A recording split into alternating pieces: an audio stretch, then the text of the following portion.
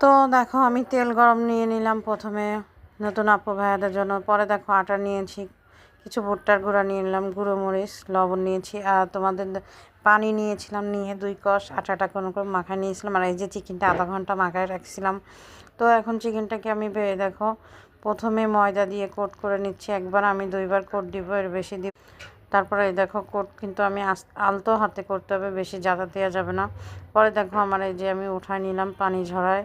এখন আমি আরেকবার এই যে কোট করে নিচ্ছি। আমি এই একইভাবে তোমাদের একটা ফুল আমি ভালোভাবে দেখা দিলাম নতুন আপুদের ভাজার জন্য। পরে দেখো তেলে আমি দিয়ে দিয়েছি, সবগুলোই দিয়ে দিয়েছি।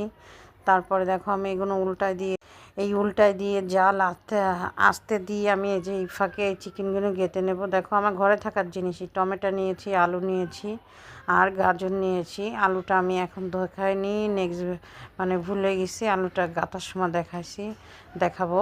তারপরে দেখো আলু দিয়েছিলাম, তো আমার টুথপেকটা কিন্তু ছোট ছিল, এর জন্য আমি আলুগুলো এই পর্যায়ে খুলে যায়। টুথপেট ছোট, বড় টুথপেট হলে ভালো হতো। আসলে আমি টুথপেট খুঁজে পাইনি, তো ঘরে যেটা ছিল সেটাই ইউজ করছি। তারপর আমি ঢেকে দিয়েছি আমি, একটু তাড়াতাড়ি হয়ে যাবে তাই। চিকেন মুরগি তো, ব্রয়লার মুরগি এমনিই তাড়াতাড়ি হয়ে যায়। দেখো আমার হয়ে গেছে। তারপর আমি পাউরুটি ছেঁকে নিচ্ছি। আসলে আমরা একটু কড়া পছন্দ করি সব কিছুই তো পাউরুটিগুলো আমি কিন্তু একটু ভেজে নিয়েছি। পরে ঘরে থাকা টমেটো, শসা আর সস দিয়ে দেখো আমি বার্গার